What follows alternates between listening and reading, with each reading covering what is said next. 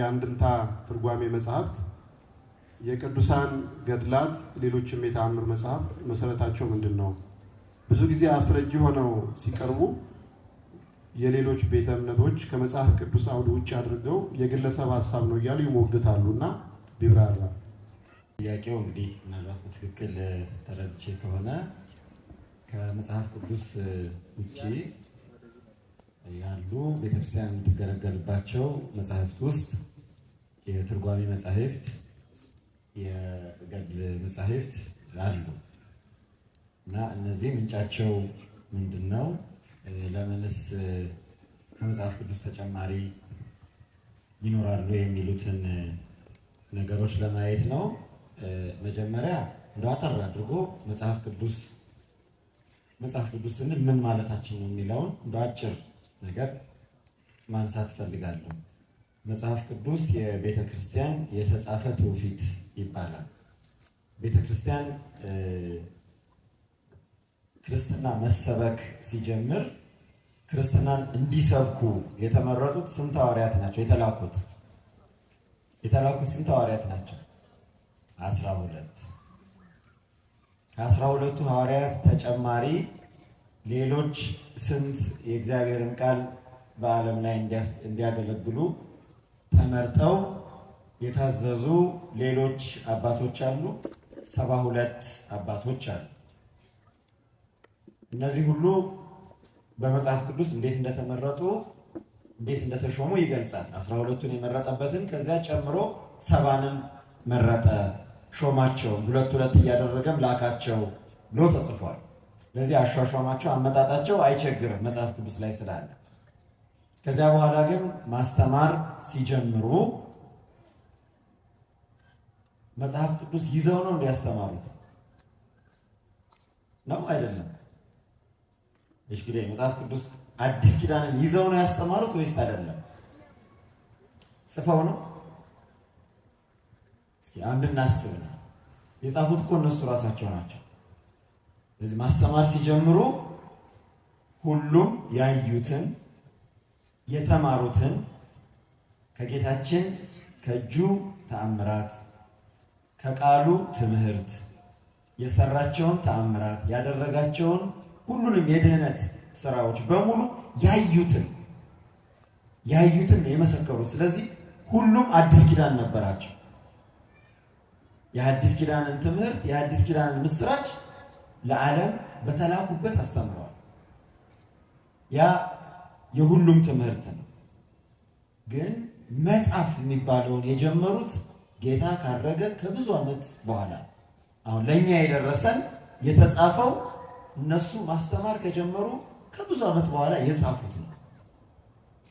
ከጻፉትም ውስጥ ካስተማሩት ውስጥ የተወሰኑት ናቸው የጻፉት። ማለት ከ12ቱ ሐዋርያት ሁለቱ ቅዱስ ማቴዎስና ቅዱስ ዮሐንስ፣ ከ72ቱ አርድእት ሁለቱ ቅዱስ ማርቆስና ቅዱስ ሉቃስ። ሌሎቹ ያስተማሩት አሁን እኛ በምናውቀው መጽሐፍ ቅዱስ ውስጥ አልተጻፈም። ግን አንድ አይነት ትምህርት አስተምረዋል። እስከሚጽፉት ድረስ ወንጌል ነበር። እስከሚጽፉት ወደ አዲስ ኪዳን 4 ወንጌል እስከሚጽፉት ድረስም ወንጌል ነበር። የተጻፈው ብቻ በቂ ነው፣ የተጻፈው ብቻ ነው አስፈላጊ የሚባል ነገር የለም። በተጻፈው ውስጥ ያልተካተቱ ብዙ ነገሮች አሉ። ራሱ አዲስ ኪዳን ጌታችንም በዚህ መጽሐፍት ያልተጻፉ ብዙ ተአምራትን በደቀ መዛሙርቱ ፊት አደረገ ብለው ሐዋርያት ራሳቸው ጽፈዋል።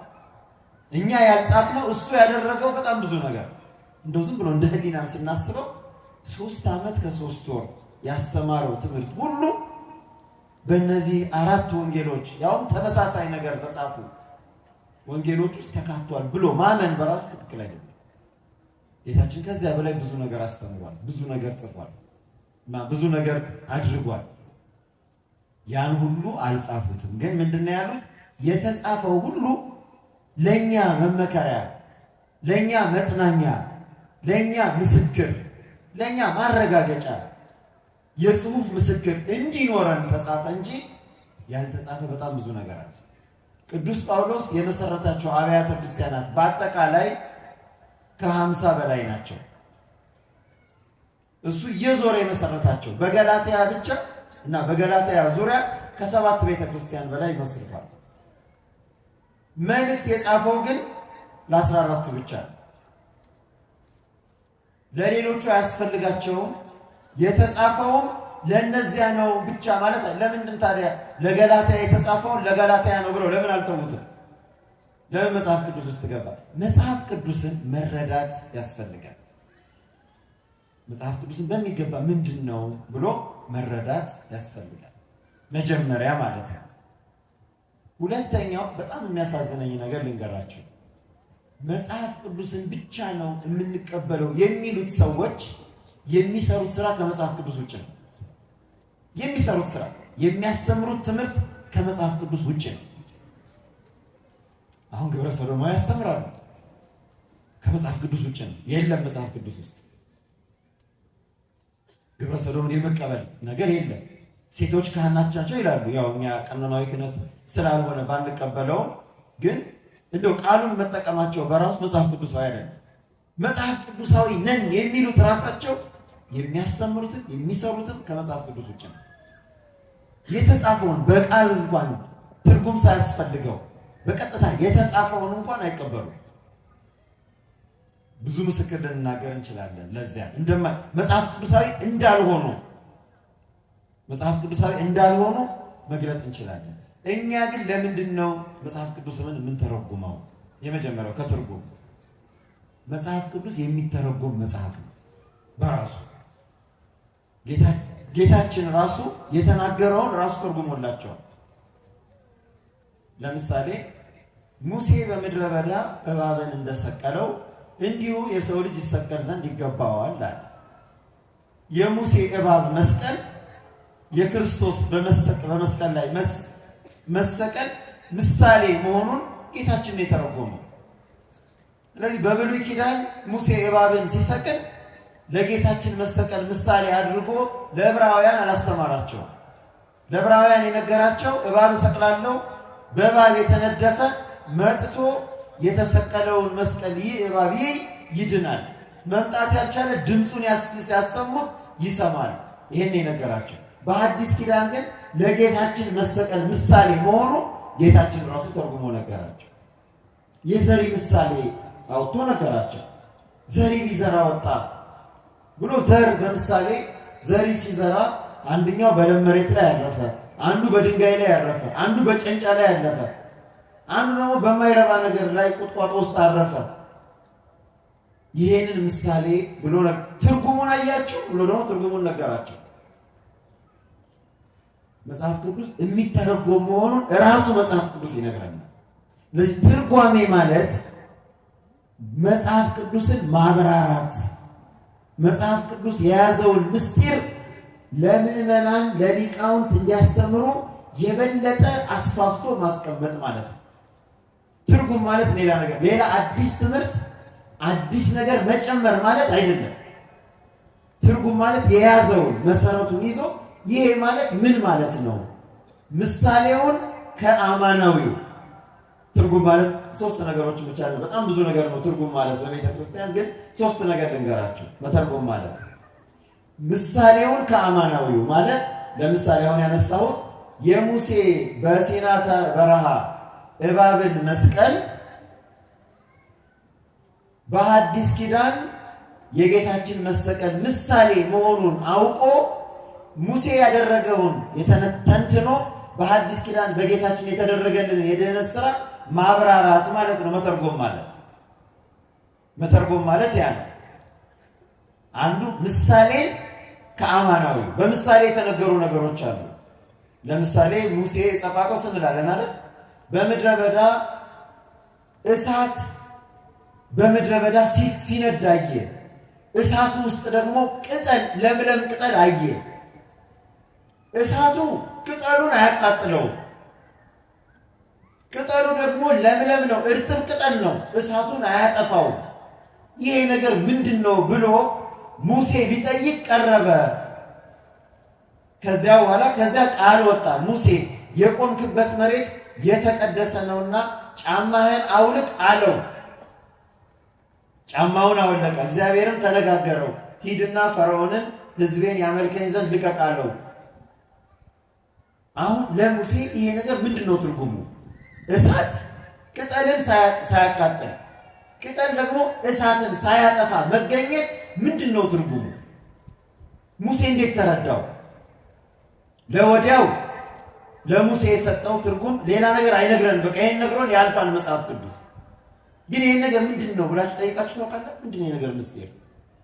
ኢትዮጵያዊ ጃንደረባ መጽሐፍ ያነብ ነበር። መጽሐፍ እያነበበ ሲሄድ አንድ መጽሐፍ ክፍል ላይ ደረሰና መጽሐፍ ኢሳይያስን እያነበበ ሲያነበው ቀኑ እንደደረሰ አውቋል። ትርጉሙ ግን እንዴት እንደሆነ አልተረዳውም። ስለዚህ በልቡ ይሄን ነገር ማን ባስረዳኝ እያለ ሲጸልይ እግዚአብሔር ቅዱስ ፊልጶስን ላከለት። ፊልጶስ መጥቶ ምን አለው? የምታነበው በአዲስ ኪዳን ነው መጽሐፍ የሐዋርያት ሥራ ምዕራፍ 8 ነው። የምታነበውን ታውቀዋለህ ወይ ትረዳዋለህ ወይ ብሎ ጠየቀው። ኢትዮጵያዊው ምን ብሎ መለሰ? ጃንደረባው ቅዱስ ባኮስ ምን ብሎ መለሰ? የሚነግረኝ የሚመራኝ የሚተረጉምልኝ ሳይኖር እንዴት እረዳለሁ? አሁን እንደ ክርስቲያን እውነተኛ አማን ማለት ያለበት መጽሐፍ ቅዱስን ተርጉምልኝ ነው እንጂ ለምን ትተረጉማላችሁ ነው ጥያቄ ይጠይቃል። ትርጓሜ ለምን ይኖራችኋል ብሎ ጥያቄ በአዲስ ኪዳን እኮ ያለው የሚተረጉምልኝ ነው ያለው፣ የሚተረጉምልኝ። ስለዚህ ያ ዕፀጳጦስ መጽሐፍ ቅዱስ ላይ ምን እንደሆነ ትርጉሙ አልተገለጸልንም። ስለዚህ ምን ይፈልጋል? ትርጉም ይፈልጋል። ትርጉሙ ምንድነው? ለወዲያው አባቶቻችን ሲተረጉሙ ለወዲያው የሚመጣው መቅሰፍት ፈርዖንንና ግብፃውያንን ሲያጠፋ ሲያቃጥል ሲገል በሞተ በኩራቸውን ሲገል እስራኤልን አይነካም። ለእስራኤል የሚመጣው በረከትና ተአምራት ለግብፃውያን አይሆንም ማለት ነው ለጊዜው። ለወዲያው ግን ለዋናው ፍጻሜው ትርጉም ምሳሌነቱ ግን አምላክ ስጋ ለብሶ እኛን ለማዳኑ ምሳሌ ነው። በማኅፀነ ድንግል ከመቤታችን ከስጋዋ ከነፍሷ ከፍሎ ሰው ሆኖ መለኮት እሳት ስጋዋን ሳያቃጥል ውስንና ጠባብ የሆነው ስጋ መለኮትን ሳይወስነው አምላክ ሰው በተዋህዶ ከብሮ ሰው ይሆናል ማለት ነው ብለው ተረጎሙ። በቃ ትርጉም ማለት ይሄ ነው፣ ሌላ ልቦለድ አይደለም። የዚያን ምሳሌ ምስጢር ማብራራት ማለት ነው። ሁለተኛው ትርጉም የትንቢትን ፍጻሜ ማሳየት ማለት ነው። ብዙ ትንቢት ተነግሯል። በጣም ብዙ ትንቢቶች ተነግረዋል። ፍጻሜያቸው በአዲስ ኪዳን ሆኗል። ግን እንዴት ተፈጸሙ? ትንቢቱንና ፍጻሜውን ማገናኘት። አዲስ ኪዳን እራሷ ይህን ትነግራለች። በዚያም ጊዜ በመጽሐፍ እንዲህ የተባለው ተፈጸመ ትላለች። አዲስ ኪዳን እራሷ ትተረጉማለች። ያልተተረጎመውን ደግሞ መምህራን ይተረጉማል። የጌታችን እኛን ለማዳን ያደረጋቸው ነገሮች በሙሉ በትንቢት ተነግረዋል። በሙሉ ብስራቱ፣ ልደቱ፣ ግዝረቱ፣ ጥምቀቱ፣ በሆሳዕና በዓል ወደ ኢየሩሳሌም መግባቱ፣ በደብረ ዘይት በደብረ ታቦር የተደረገው፣ በቀራንዮ የተደረገው፣ በጎልጎታ የተደረገው፣ በኋላም በእርገቱ የተደረገው በሙሉ በትንቢት ተነግሯል። ጰራቅሊጦስ ሳይቀር ያንን በአዲስ ኪዳን እንዴት ተፈጸመ ብሎ ማሳየት ነው። ሁለተኛው ትርጉም ማለት ሌላ ልቦለድ የማያውቁ ሰዎች በማያውቁት ነገር ነው የሚያወሩትና ብዙ ቦታ አትስጡ። እኛ እናስረዳ፣ እኛ እንረዳ። ስለዚህ ትንቢትን ፍጻሜውን ማሳየት ማለት ነው።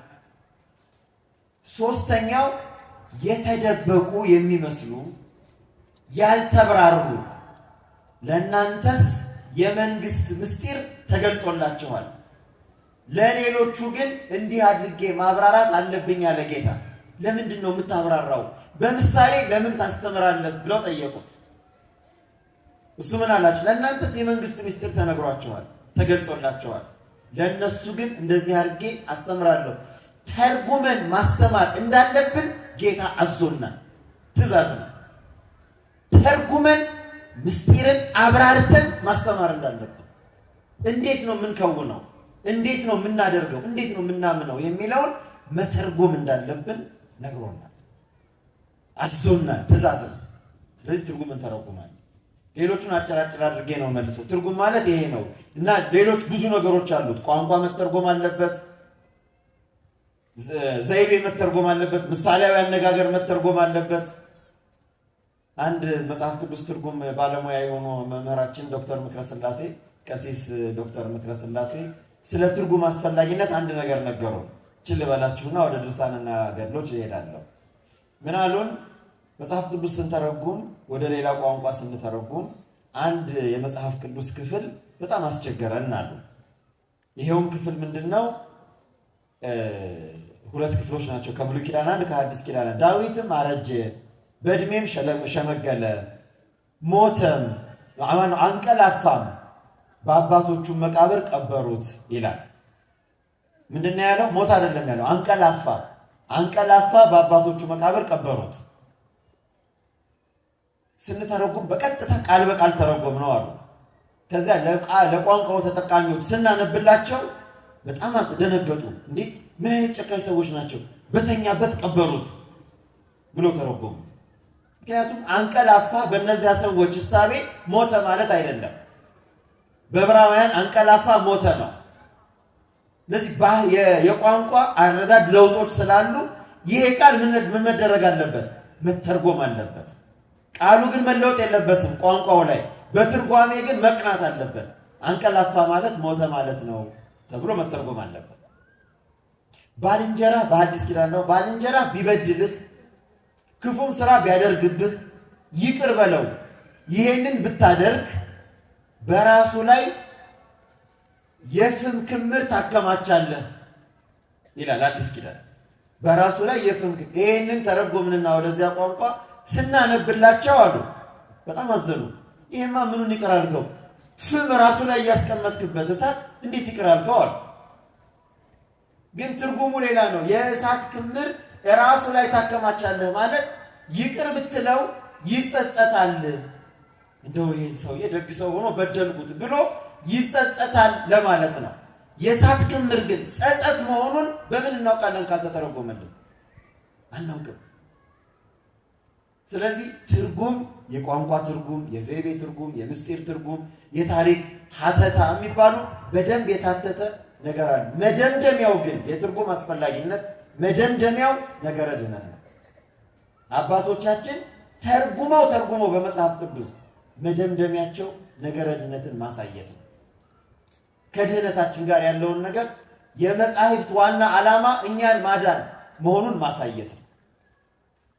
የቤተ ክርስቲያን ዋና የትምህርቱ ዓላማ እኛን ማዳን፣ ማብቃት፣ ማጽደቅ፣ ዘላለማዊ ሕይወት ወራሾች ማድረግ ስለሆነ ያን ማሳየት ነው።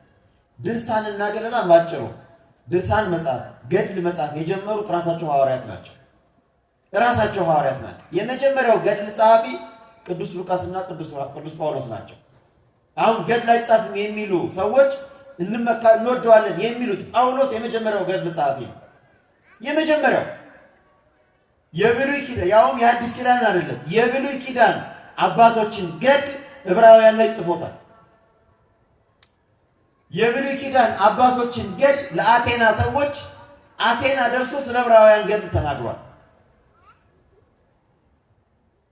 ስለዚህ ገድል መጽሐፍ የጀመሩት ሐዋርያት ናቸው። የዘመኑን ክርስቲያኖች ሕይወት ተጋድሏቸውን የጻፈው አንዱ ቅዱስ ጳውሎስ ነው ዕብራውያን 11 ላይ። ሁለተኛው ቅዱስ ሉቃስ ነው። ቅዱስ ሉቃስ የሐዋርያት ሥራ ማለት የመጀመሪያዎቹ ክርስቲያኖች ገድል ማለት ነው። ገድል እንደውም ሲነገር በአንዳንድ ጊዜ አብረክሲስ ይባላል። ዜና ሐዋርያት፣ የሐዋርያት ገድላቸው፣ የሐዋርያት አኗኗራቸው፣ የሐዋርያት ተጋድሎ በአይሁድና በአሕዛብ ፊት ቀጥታ ቃሉን ተጠቅሞታል። በአይሁድና በአሕዛብ ፊት ያደረጋቸዋቸውን ነገሮች ሁሉ ጽፋለሁ ብሏል። በአይሁድ ፊት በዚህ ስም አታስተምሩ እየተባሉ በአደባባይ የሚያስተምሩትንና የሚቀበሉትን ሰማዕትነት ገድል አድርጎ ጽፎታል። በአሕዛብ ፊት ትንሣኤን አትስበኩ ከሞት በኋላ ሕይወት የለም የሚሉ አሕዛብ ፊት ትንሣኤን ሰብከው የገጠማቸውን ጽፎታል። ገድል የሚባለው ነገር የጀመረው መጽሐፍ ቅዱስ የአዲስ ኪዳን ክፍል ነው። ገድል የተናገረ ቅዱስ እስጢፋኖስ ፊቱ በርቷል። በዕብራውያን ፊት ስለ አባቶቹ ሲናገር፣ ስለ እምነት አባቶቻችን ስለነበሩት ስላደረጉት ተጋድሎ ሲናገር፣ ስለዚህ ቤተ ክርስቲያን ምንጭ ቅድም ያልኳችሁ ነው። መጽሐፍ ቅዱስን መሰረት ሳታደርግ ሐዋርያትን ነቢያትን መሰረት ሳታደርግ ምንም ስርዓት አትሰራም። የገድልና የድርሳናት ስርዓቱ ምንጮቹ እነዚህ ናቸው። ባጭሩ መምህር ይጨምሩበታል።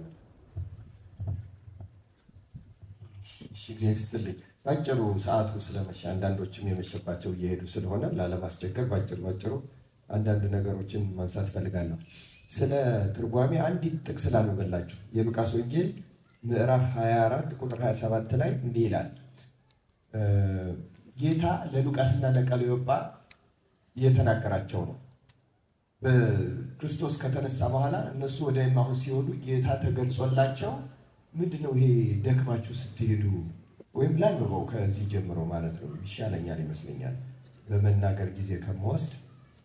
ቁጥር 16 ጀምሮ 17 ጀምሮ እንዲህ ይላል ወይም 14 እነሆም ከእነርሱ ሁለቱ በዚያ ቀን ከኢየሩሳሌም 60 ምዕራፍ ያህል ወደሚርቅ ኤማሁስ ወደሚባል መንደር ይሄዱ ነበር። ስለዚህም ስለሆነው ነገር ሁሉ እርስ በርሳቸው ይነጋገሩ ነበር። ሲነጋገሩና ሲመራመሩም ኢየሱስ ራሱ ቀርቦ ከእነርሱ ጋር ይሄድ ነበር። ነገር ግን እንዳያውቁት ዓይናቸው ተይዞ ነበር። እርሱም እየጠወለጋችሁ ስትሄዱ እርስ በርሳችሁ የምትነጋገሯቸው እነዚህ ነገሮች ምንድን ናቸው አላቸው። ቀለዮጳ የሚባልም አንዱ መልሶ አንተ በኢየሩሳሌም እንግዳ ሆነህ ለብቻ ትኖራለህን? በእነዚህ ቀኖች በዚያ የሆነውን ነገር አታውቅምን? አለው። እርሱም ይህ ምንድን ነው አላቸው። እነርሱም እንዲህ አሉት፣ በእግዚአብሔርና በሕዝቡ ሁሉ ፊት በሥራና በቃል ብርቱ ነቢይ ስለነበረው ስለ ናዝሬቱ ስለ ኢየሱስ እርሱንም የካህናት አለቆችና መኳንንቶቻችን ለሞት ፍርድ እንዴት አሳልፈው እንደሰጡትና እንደሰቀሉት ነው። እኛ ግን እስራኤልን እንዲቤዥ ያለው እርሱ እንደሆነ ተስፋ አድርገን ነበር። ደግሞም ከዚህ ሁሉ ጋር ይህ ከሆነ ዛሬ 3ኛው ቀን ነው። ደግሞም ከእኛ ውስጥ ማልደው ከመቃብሩ ዘንድ የነበሩት አንዳንድ ሴቶች አስገረሙን። ሥጋውንም ባጡ ጊዜ ሕያው ነው የሚሉ የመላእክትን ራእይ ደግሞ አየን ሲሉ መጥተው ነበር። ከእኛም ጋር ከነበሩት ወደ መቃብሩ ሄደው ሴቶቹ እንደተናገሩት ሆኖ አገኙት፣ እርሱም ግን አላዩትም።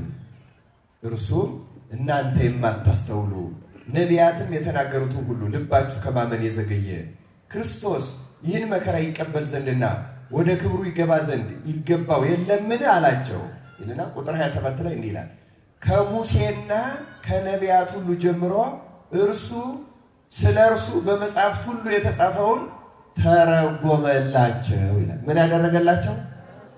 መልሱ። ስለዚህ መጽሐፍትን መተርጎም ያስተማረው ማን ነው? መልሱልኝ። ማን ያስተማረው? ኢየሱስ ክርስቶስ። የመጽሐፍት ትርጓሜ አሁን መምህር ዳንኤል ምን ይተረጎማል የሚለውን በደንብ አስተምረውናል። ምሳሌው፣ ትንቢቱ፣ ረቂቅ ምስጢራቱ። ከዚህ በኋላ ሐዋርያት በጣም የተረጎሟቸው እዚሁ መጽሐፍ ቅዱስ ላይ ያሉላቸው። እኔ እንዲያው እንደሚተረጎም ራሱ ሐዋርያት ገላትያ 4 ላይ አንድ ላንብብላችሁ። ገላትያ ስንት አልኳችሁ? 4 ላይ በጣም እንዴት ነው ረቂቅ። አሁን አንዳንዱ ታሪክ ውስጥ ታሪክ ምን አይነት ምስጢር አለው? መምህር ዳንኤል አጠቃሎታል። ወደ ድህነት ነው የሚጠቃለለው የሚለው ማጠቃለያ መልእክት ነው። ቅድም በእርሱ ቋንቋ እቺ ጋን በጠጠር አይነት ናት፣ ድጋፍ ናት እቺ። እና እንዲህ ይላል ቅዱስ ጳውሎስ ቁጥር 21 ጀምሮ እናንተ ከሕግ በታች ልትኖሩ የምትወዱ ሕጉን አትሰሙምን? እስኪ ንገሩኝ አላቸው። ወደ ሕግ ሄደና ወደ ኦሪት ሄዶ ይጠቅሳል። አንዱ ከባሪያይቱ አንዱም ከጨዋይቱ የሆኑ 2 ልጆች ለአብርሃም እንደነበሩት ተጽፏልና፣ ነገር ግን የባሪያይቱ ልጅ እንደ ሥጋ ተወልዷል፣ የጨዋይቱ ግን በተስፋው ቃል ተወልዷል። ይህም ነገር ምሳሌ ነው። እነዚህ ሴቶች እንደ 2 ኪዳኖች ናቸውና ከደብረ ሲና የሆነችው አንዲቱ ለባርነት ልጆችን ትወልዳለች። እርሷም አጋር ናት። ይችም አጋር በአረብ ምድር ያለችው ደብረ ሲና ናት። አሁንም ያለችውን ኢየሩሳሌምን ትመስላለች፣ ከልጆቿ ጋር በባርነት ናትና። ላይኛይቱ ኢየሩሳሌም ግን በነፃነት የምትኖር ናት። እርሷም እናታችን ናት። አንቺ የማትወልጅ መካን ደስ ይበልሽ፣ አንቺ አምጠሽ የማታውቂ እልል በይና ጩኺ፣ ባል ካላቱ ይልቅ የብቸኛይቱ ልጆች በዝተዋል ተብሎ ተጽፏል። እኛም ወንድሞች ሆይ እንደ ይስሐቅ የተስፋ ቃል ልጆች ነን። ነገር ግን እንደ ሥጋ የተወለደው እንደ መንፈስ የተወለደው በዚያን ጊዜ እንዳሳደደው ዛሬው እንዲሁ ነው። ነገር ግን መጽሐፍ ምን ይላል? የባሪያይቱ ልጅ ከጨዋይቱ ልጅ ጋር አይወርስምና ባሪያይቱን ከልጇ ጋር አውጣት። ስለዚህ ወንድሞች ሆይ የጨዋይቱ ልጆች ነን እንጂ የባሪያይቱ አይደለንም አለና ኦሪት ላይ ያለውን የአብርሃም የሳራና የአጋርን ውዝግብ ታሪክ አምጥቶ የብሉይ ኪዳንና የሐዲስ ኪዳን ትርጓሜ አድርጎ ቁልጭ አድርጎ ተረጎሙ። በጣም የሚገርም በአንድ አንቀጽ በጣም ብናብራራው ደግሞ ሰፊ የሆነ። ስለዚህ ሐዋርያት ተረጎሙ አልተረጎሙ? አንደኛ ቆሮንቶስ ምዕራፍ 10 እና ንጉት ስለ አለቱ ውሃ ቅዱስ ጳውሎስ አሁንም ይተረጉማል። እንዲህ ያለ ብንሄድ መዓት ትርጓሜ ነው። ራሱ መጽሐፍ ቅዱስ አንድ የትርጓሜ መሰረት። በጣም ጥሩ። ታዲያ ይሄ ከሆነ መምህር ከነገረን ምን ጨመርክና ነው እንዳትሉ አንዲት ነገር ልጨመር። እኔ በጣም አንዲት ነጥብ ማከል ፈልጋለሁ። መሰረታዊ ነጥብ እኔ አሁን እያከልክ ያለሁት ትርጓሜ እንደሚያስፈልግ ቅድም መምህር ነግሮናል። ጌታ ተረጎመ ይላል። መተርጎሙን መምህር ዳንኤል በዚያ በዘሪው ምሳሌ በደንብ አድርጎ ነግሮናል። ግን ኦሪትና ነቢያትን ሁሉ ነው የተረጎመላቸው። ያ ኦሪትና ነቢያት ስለ ክርስቶስ ስለ ድነት መሆኑን ነው የተረጎመላቸው። ማጠቃለያው ድነት በፍጹም ከዚህ ምስጢር ቤተክርስቲያን ወጣጣ። አሁን እኔ መጨረሻ ላይ ማከል የፈለኳት ትርጓሜ ማለት ግን እኔ ብርሃኑ ተነስቼ ይሄ እንደዚህ ነው እያልኩ የራሴን የመሰለኝን መጽሐፍ መምህር ዳንኤል የመሰለውን ከዛ ወንድማችንም የመሰለውን አባም የመሰላቸውን የሚጽፉበት ማለት ግን አይደለም። ትርጓሜ ይኸው ቃላቱ በመንፈስ ቅዱስ እንደተነገሩት ትርጓሜው በመንፈስ ቅዱስ ያደረባቸው ሰዎች ብቻ ናቸው የሚተረጉሙ። ስለዚህ እኛ የያዝነው የአንድምታ ትርጓሜ መጽሐፍ ማለት ዮሐንስ አፈወርቅ መንፈስ ቅዱስ ገልጾለት የተረጎመውን አንድ አላችሁ አይደለም? ስንት አላችሁ? አንድ። ከዚያ ደግሞ ባስልዮስ የተረጎመውን ደግሞ ሌላ አንድ ትርጉም፣ ስለዚያው ቃል አንድ ትርጉም እናመጣለን። ስለዚሁ ቃል ደግሞ ለምሳሌ ከሐዋርያት ሳይሆን ከኋላ ሊቃውንት ደግሞ ቄርሎስ የተረጎመውን ደግሞ አንድ እናመጣለን። ከዛ ተመልከቱ፣ አንድ ሊቅ ዮሐንስ አፈወርቅ እንዲህ ብሎታል፣ አንድም ሊቅ ደግሞ ሌላ አንድም ሊቅ ደግሞ እንደዚህ ብሎታል፣ ሌላ ደግሞ አንድም ሊቅ እንደዚህ ብሎታል እያሉ ሲተረጉሙ አንድም ሆነና አንድምታ ትርጓሜ። ግልጽ ነው ቃሉ ራሱ የሰማችሁ ነው አይደል? ትርጓሜ አንድምታ ትርጓሜ ምንድን ነው ካላችሁ፣ አንድም ሊቅ እንዲህ ብሎ ተርጉሞታል። አንድም ሊቅ ሲያስፈልግ ስሙን ይጠሩታል። ዮሐንስ አፈወርቅ እንዲህ ብሎ ተርጉሞታል፣ ባስልዮስ እንዲህ ብሎ ተርጉሞታል፣ ቄርሎስ እንዲህ ብሎ ተርጉሞታል፣ ጎርጎርዮስ እንዲህ ብሎ ተርጉሞታል፣ አባ ጊዮርጊስ እንደዚህ ብሎ ተርጉሞታል። ስሙን ሳይጠራ ሲቀር ግን አንድም እንዲህ። ስለዚህ ሊቅ የሚለው ቃል ራሱ ላይ አንድም እንደዚህ ማለት አንድ ሊቅ እንደዚህ ብሎታል፣ አንድ ሊቅ እንደዚህ ብሎታል፣ አንድ ሊቅ እንደዚህ ብሎታል። አንድምታ ትርጓሜ ማለት አንድ ሊቅ እያለ የሚተረጉም ማለት ግልጽ ነው አሁን። ስለዚህ አስተያየት ማለት አይደለም፣ ፍልስፍና ማለት አይደለም። ከመንፈስ ቅዱስ ተልከው እንዲያው እዚህ ሎጂክ ሂስትሪ የሚባል አንድ የጥንት ቅዱሳንን የሚናገር ማነው የጻፈው መጽሐፍ አለ። እዛ ላይ የኦሪገንን ትርጓሜ አንስቶ አንድ የሚናገር አለ። አንድ የመጽሐፍን ቃል ሱባኤ ገባበት ይላል። ልክ አሁን ቀሲስ ዶክተር ምክረ ለህዝቦች ሰዎች በቋንቋ የተተረጎመላቸው እንደነገረን እና የዚህን ቃል ትርጓሜ እና አባ ፓምቦ የሚባል ቅዱስን ጠየቀው ይላል። ይሄ የእስክንድርያ ትርጓሜ መምህር ሆኖ እያስተማረ ማለት ነው። እና ምን ብሎ ጠየቀው? የዚህን ምስጢር ክርስቶስ አልገልጽልኝ አለ። በከተማ ስለምኖር የሰው ሞሬ ስለምሰማ እንዳንተ በገዳም ስለማልኖር ሊሆን ይችላልና አንተ በገዳም ያለው እግዚአብሔርን ጠይቅልኝ ብሎ ጠየቀው ይላል። እና ያ አባት ሱባኤ ገባና ሱባኤውን ሲጨርስ መልስ ሳያገኝ ቀረ። ምን አለህ ጌታ ሲለው አልመለሰልኝም አለ። እንደገና ሁለተኛ ጊዜ ሰነበተና ደግሞ እንደገና ሱባኤ ገብተህ ጠይቅልኝ አለ ይላል። ሁለተኛም ሱባኤ ገብቶ ጌታን ጠየቀ። ጌታ ምንም መልስ ሳይሰጠው ቀረ። ሶስተኛ ሱባኤ ገብተህ ጠይቅልኝ አለው። ሶስተኛም ሱባኤ ገብቶ ጠየቀለት ይላል። ሶስተኛም መልስ ሳይሰጠው ቀረ። ምን አለ ሊቁ? እንግዲያውስ ይህንን እንድናስተምረው እንድንተረጉመው ጌታ በዚህ ጊዜ አልፈቀደም ማለት ነው ብሎ ሳይተረጉመው ቀረ ይላል። ከማን ጠብቆ ነበር? መልሱልኝ። ከማን ነው ተሩ? አያ ግምት። አሁን ፕሮቴስታንት እንዲያውም ልንገራችሁ በጣም አደገኛ ትርጉም የሚተረጉመው ፕሮቴስታንት ነው። ምክንያቱም ፕሮቴስታንት ግምቱን ነው የሚናገረው። ካልተተረጎመ እኮ ማስተማር የለባቸው። በነገራችን ላይ የማይተረጎም ለምን ያስተምራል ታዲያ? ለምን ይሰብካል ታዲያ? ገብቷችኋል አይደል? ግን የሚነግራችሁ የራሱን ትርጉም ነው። ታዲያ ከትርጉም ጋር ሳይሆን ችግር ያላቸው እነዚህ ሰዎች ከቅዱሳን ትርጉም ጋር ከመንፈስ ቅዱስ ትርጉም ጋር ነው ችግራቸው ማለት ነው። የእነሱ ልብ ወለድ ትርጉም ምንም ችግር የለም። ክርስቲያኖች ትርጉም አንድምታ ታዲያ ምንድን ነው ልዩነቱ? ማለት የራሳችን አስተያየት አንጨምርም። እግዚአብሔር መንፈስ ቅዱስ የገለጸላቸው ትርጉም ብቻ እንይዛለን ማለት ነው። ክርስቲያኖች ይህንን ነው መጨመር የፈለጉት። እግዚአብሔር ይህን በእኛ ያሳደርብን። ስለዚህ አንድምታ ትርጓሜ ማለት መንፈስ ቅዱስ የገለጸላቸው ሊቃውንት አንዱም እንዲህ ብሎ ተርጉመታል፣ አንድም እንደዚህ ብሎ ተርጉመታል እያለ የሚናገረው በአጭር ቃል ሲጠራ አንድምታ ትርጓሜ ይባላል። ገድልን በተመለከተ አንድ ቃል ነው የምናገረው።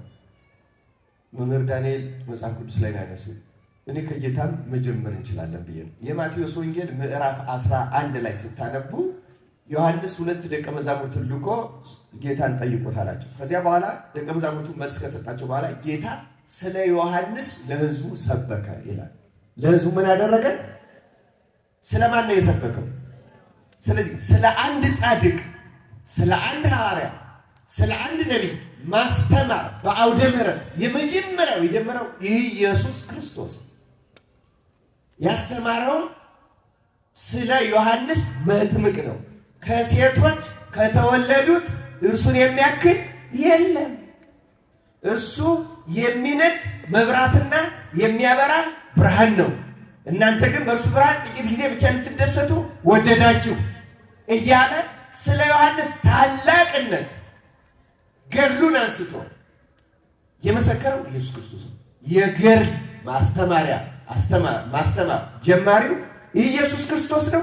ይህም የተመዘገበው ደግሞ በመጽሐፍ ቅዱስ ነው። ክርስቲያኖች ራሱ መጽሐፍ ቅዱስ እኮ ገድል ነው። እንገራችሁ የአብርሃም ታሪክ፣ የሙሴ ታሪክ ታዲያ የማን ገድል ነው?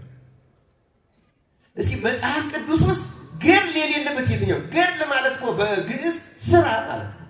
የሙሴ ስራ ተጽፏል፣ የዮሴፍ ስራ ተጽፏል፣ የኤርምያስ ስራ ተጽፏል፣ የኢሳይያስ ስራ ተጽፏል። ታዲያ መጽሐፍ ቅዱስ ምን ደግሞ ያስበል?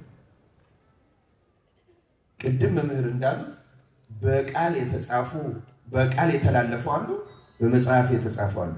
መምህር እንዳሉት በቃላቸው የተናገሩትን እኔ ከመጽሐፍ አንብቤ ይህን ክፍል እዘጋዋለሁ፣ ምናልባትም የመጨረሻችን ስለሚሆን እሱ ይህን ጥቅስ ስለመሸ ማለት ነው። ዮሐንስ ወንጌል የመጨረሻው ምዕራፍ 21 ሲዘጋ ቅዱስ ዮሐንስ የመጨረሻዋ ቁጥር 25 እንዲህ ትላለች፣ ኢየሱስም ያደረገው ብዙ ሌላ ነገር ደግሞ አለ፣ ሁሉ በእያንዳንዱ ቢጻፍ ለተጻፉት መጽሐፍ ዓለም ራሱ ባልበቃቸው ይመስለኛል። ተመልከቱ ክርስቲያን፣ ዓለም ራሱ አይበቃም።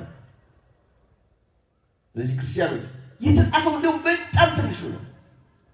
ሁለተኛ ገድል ማንን ነው የሚመሰክር ካላችሁ፣ ገድል የሚመሰክረው ክርስቶስ ነው። በነገራችን ላይ ለምሳሌ ገድለ ተክለ ሃይማኖት 7 ዓመት በአንድ እግር ቆሙ ይላል። አንድ እግዚአብሔር ያላደረበት ሰው 7 ዓመት ቀርቶ 7 ሰዓት መቆም ይችላል? ይችላል? ስለዚህ 7 ዓመት መቆም የሚያስችለው ማን ነው? እስኪ ንገሩ እንዴ። ገድል እኮ ማለት ምን ማለት ነው? አንድ ሰው ካለ እግዚአብሔር ሊያደርገው የማይችለው በእግዚአብሔር ኃይል። ስለዚህ ክርስቶስ አማናዊ ኃይል፣ አማናዊ ታምር አድራጊ መሆኑን የሚያሳየው ገድል ነው።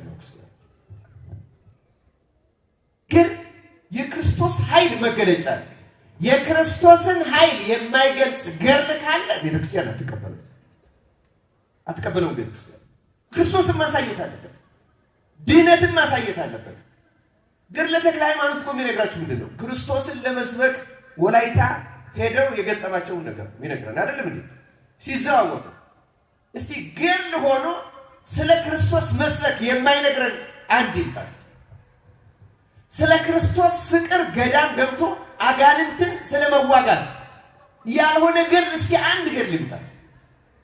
ክርስቶስን ሰዎች በነገራችን ላይ ክርስቶስን በምልአት ሲሰበክ ሰይጣን አይወድም። ገድል ማን ነው የሚያስረዳው? ገድል የሚያስረዳው ክርስቶስ ሞቶ ከተነሳ በኋላ ሞት ድል ከተሸነፈ በኋላ ቅዱሳን በሞታቸው ጊዮርጊስ 3 ጊዜ ሞቶ ተነሳ ማለት ምን ማለት ነው? ሞት ድል ተነሳ እኮ ነው የሚሰብክልን፣ ሌላ ነገር የለውም። ነገራቸው በሙሉ የቅዱሳን ገድል የሚነግረን የክርስቶስ ትንሣኤ ሕያው መሆኗን ነው። ነገራቸው መከራ ለምሳሌ ሲሰነጠቁ ሲተለተሉ ምን ነው የሚያስረዳው? የሚያስችላቸው ማለት ነው እግዚአብሔር ክርስቶስ ጋር ነው። እንደገና ደግሞ ክርስቶስ በዓለም ሳላችሁ መከራ አለባችሁ ያለው የወንጌል ተርጓሚ ነው። ገድል ማለት ነው መከራ አለባችሁ። ገድል ማለት ክርስቶስ በወንጌል እናንተን እንደ በጎች በተኩላዎች መካከል ተኩላ በግን ተናጥቆ ቆዳውን ዘልዝሎ ደሙን አፍሶ ስጋውን ቁርጥርጥ አድርጎ እንደሚበላው አሕዛብ እንዲህ ያደርጓል። ክርስቶስ የተናገረው ቃል እውነት መሆኑና የተፈጸመ መሆኑ ብቻ ነው የሚናገረው። ገድል ከክርስቶስ ጋር አንዲትም ቅንጣት የሚቃረን ካለው ያ ገድል አይደለም፣ ያ ሐሰተኛ ነው። ነገራቸው ወንጌልን በተግባር የሚያሳይ ብቻ ነው እና የደረሰባቸውን የሚመሰክር። ከዚህ ውጭ ምንም ነገር የለም። እዚያ ነው ቅዱስ ጳውሎስ አሁን እዚህ ጢሞቴዎስ መልእክቱ ላይ ምዕራፍ 1ኛ ጢሞቴዎስ 4 ምዕራፍ ናት ያላት። 4ቷ ምዕራፍ ስለ መከራና ስለ ገድል ነው የምትናገረው። እንዲያውም ግብዣ ነው የሚያደርገው። ጢሞቴዎስን ነው የሚጋብዘው። ከኔ ጋር አብረኸኝ መከራ ተቀበል ነው የሚለው። እንዲያውም አንድ በጣም የሚያስደንቀኝ ቃል አለ። ምንድን ነው የሚለው? ሐሳቡ ገበሬ ከአዝመራው የደረሰውን ቀድሞ እንደሚቀምሰው እኛም የሰበክነው ወንጌል። ምክንያቱም የወንጌል ዓላማ ሰዎች ገድል እንዲፈጽሙ ማድረግ ነው። በነገራችን ላይ የወንጌል ዋና ዓላማ ምን ማድረግ ነው ብያቸዋለሁ። ክርስቲያኖች ምን እንዲያደርጉ ነው? ገበሬ ከእህሉ እሸቱ እንደሚቀምሰው እኛም መከራውን በመቀበል መጀመሪያ መሆን ይገባናል ነው የሚለው ቅዱስ ጳውሎስ። ነው ለዚህ ነው አሁን ጸሎተ ቅዳሴ ስንቀድስ ስግዱ ተብሎ ከሰገድን በኋላ ዲያቆኑ የምልጃ ጸሎት ሲያቀርብ አንዱ የሚያቀርብልን እግዚአብሔር የሰማዕትነትን ሥራ ይሰጠን ዘንድ ቅዱሳን ስለሚሆኑ ሰማዕታትን ማልዳለን። ምን እንዲሰጠን ነው? ምንድን ነው? ገድል እንድንፈጽም። የቤተ ክርስቲያን ዓላማው የወንጌል ዓላማው እያንዳንዱ ሰው ገድል እንዲፈጽም ነው። እንገራቸው ለዚህ ነው ቅዱስ ጳውሎስ ገድልን ተጋድያለሁ ሩጫዬን ጨርሻለሁ ይላል አይደል? የወንጌል ዓላማ ገድል መጋደል እና ያን የተጋደለውን ገድል ደግሞ ማጻፍ ነው። ሌላ ዓላማ ወንጌል ሌላ ዓላማ ያላት እንደም ንገራቸው። ወንጌል ዓላማ እያንዳንዱ ክርስቲያን ሰማዕት ማድረግ፣ እያንዳንዱ መከራ ተቀብሎ። ምክንያቱም ክርስቶስ ሊከተለኝ የሚወድ ቢኖር ራሱን ይካድ መስቀሉን ተሸክሞ ምን ያርገን? መስቀል መሸከም ማለት ገድል መፈጸም ነው። ገድል ማለት መስቀል መሸከም ማለት ነው። ትሰማላችሁ? በገድለ ተክለ ሃይማኖት ጥያቄ ያነሳሉ ሰዎች። መስቀል እኮ ነው። ስለዚህ ገድል ማለት የክርስቶስን የወንጌል ሕግ በገቢር የፈጸሙ ሰዎች መኖራቸውን ማረጋገጫ በሆነ ወቅት ለሐዋርያት ተሰጥቶ የቀረ ሳይሆን በአንደኛው ክፍለ ዘመን እንደገሌ፣ በሁለተኛው ክፍለ ዘመን እንደገሌ፣ በሶስተኛው፣ በ10ኛው፣ በ11ኛው፣ በ13ኛው እንደ ተክለ ሃይማኖት ተቀብለውታል። የክርስቶስ ቃል ሳትፈጸም የኖረችበት ዘመን የለም። ለምን? ክርስቶስ እስከ ዕለተ ምጽአት እኔ አብሬያችሁ እኖራለሁ ብሏል አላለም? ይኖራል። አብሯቸው ስላለ ነው ሁሉ የተፈጸመው። ገድል ማለት የወንጌል ገቢራዊ ትርጉም፣ ገቢራዊ ማለት ነው የማብራሪያ ትርጉም ሳይሆን እንደ አንድምታ የማብራሪያ ትርጉም ሳይሆን ገቢራዊ ትርጉም። ለምሳሌ የሰናፍጭ ቅንጣት ታክል እምነት ካላችሁ ይሄን ተራራ ከዚህ ተነስተህ ወደዚህ ሂድ ብትሉት ይሆናል ብሏል አላለም? ጠየቁ ሰዎች። ይሄን ገቢራዊ ትርጉሙን ስምዖን የሚባል ጻድቅ ፈጸመ። ይሄን የሚያሳየው ገድል ነው። ወንጌልን በገቢር ማሳየት ማለት ገመል በመርፌ ቀዳዳ ቢያልፍ ይቀላል። ይህ ሁሉ ተፈጽሟል እኮ ክርስቲያኖች። ካልሆነ እኮ ጌታ በድንግልና መጸነሱ ሁሉ ማመን ከባድ የሚሆነው ይሆናል እኮ። ገድል አንድ ሰው ማያምን ከሆነ ጌታ በድንግልና ተጸነሰ እንዴት ሆኖ ይላል? ምክንያቱም እንደ ሳይንስ መረዳት አይቻልም፣ እንደ አመክንዮ መረዳት አይቻልም፣ እንደ ሎጂክ መረዳት አይቻልም። መረዳት እንደሚቻለው እንደ እግዚአብሔር ቃል ብቻ። ልክ እግዚአብሔር ቃል የሚቃረን ገድል የለም። እግዚአብሔር ምስጢሩን ለሁላችን ይግለጥልን።